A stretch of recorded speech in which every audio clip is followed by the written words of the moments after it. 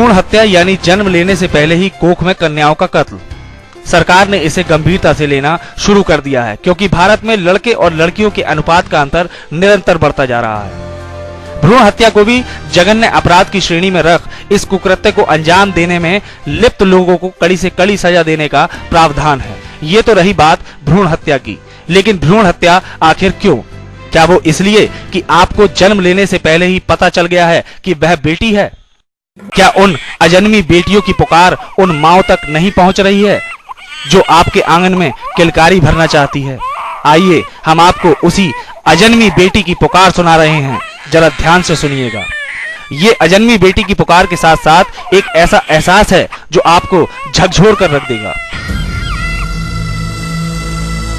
मेरी प्यारी माँ, मैं खुश हूं और भगवान से प्रार्थना करती हूं कि आप भी सुखी रहें।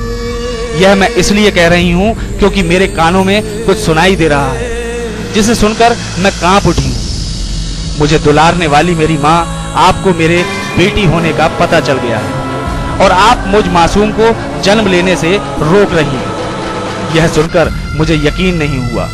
भला मेरी प्यारी प्यारी कोमल हृदय माँ ऐसा कैसे कर सकती है?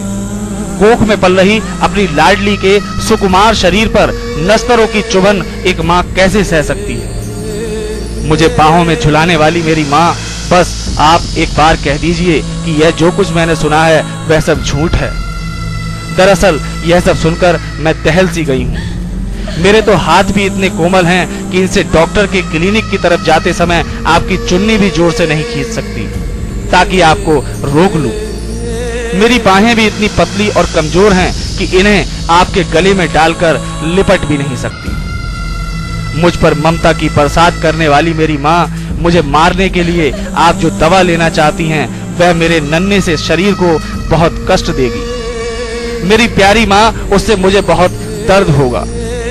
आप तो देख भी नहीं पाएंगी कि वह दवाई आपके अंदर मुझे कितनी बेरहमी से मार डालेगी। हथौड़ी जैसी ये दवा कितनी क्रूरता से मेरी कोमल खोपड़ी के टुकड़े टुकड़े कर डालेगी।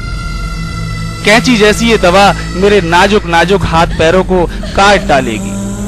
अगर आप ये दृश्य देखती तो ऐसा करने का कभी सोचती भी नहीं। माँ, मुझे कदम कदम पर सुख देने वाली माँ, मुझे बचाओ, कृपा करो, मुझे बचाओ।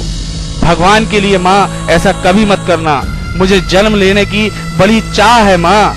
अभी तो आपके आंगन में मुझे नन्हे नन्हे पैरों से छम छम नाचना है, आपकी ममता भरी गोद में खेलना है। और हाँ, चिंता नहीं कर माँ, मैं आपका खर्चा भी नहीं बढ़ाऊंगी। मत लेकर देना मुझे पायल, मैं दीदी की छोटी पड़ चुकी पायल पहन लूंगी, भैया के छोटे पड़ चुके कपड़ों से तन ढक लूंगी। माँ, बस एक बार मुझे इस कोख से निकलकर चांद तारों से भरे आपके आसमान तले जीने का मौका तो दीजिए। मुझे भगवान की बनाई दुनिया तो देख लेने दीजिए। मैं आपकी बेटी हूँ, आपकी लाडली शहजादी। मुझे अपने घर में आने दो माँ। बेटा होता तो आप पाल लेती, मुझ में क्या बुराई है माँ? क्या आप दहेज के डर से मुझे नहीं चाहती? ना ना माँ, आप दहेज से मत डरना, यह सब भुलावा है। कुछ कोशिश आप करना, कुछ मैं करूंगी। बड़ी होकर मैं अपने पैरों पर खड़ी होंगी, फिर दहेज क्या है इसका डर तो फुर हो जाएगा। देखना माँ, मेरे हाथों पर भी मेहंदी रचेगी, शगुन भरी डोली निकलेगी और आपके आंगन से चिड़िया बनकर उड़ जाऊंगी। आज अभी से मुझे मत उड़ाइए, मैं आपका प्यार चाहती हूँ। एक बेटे की चाह में मासूम बेटियों की बलि देना कहाँ तक उचित है माँ? ना ना, ऐसा कभी मत होने देना माँ। मेरी प्यारी माँ, बस अब कृपा करके मुझे जन्म दे दीजिए।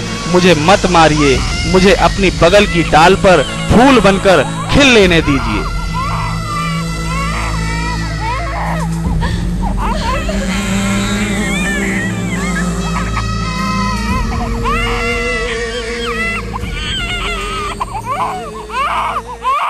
ये थी उस अजन्मी बेटी की करुण पुकार जो जन्म लेना चाहती है आपके आंगन में, खेलना चाहती है आपकी बाहों में।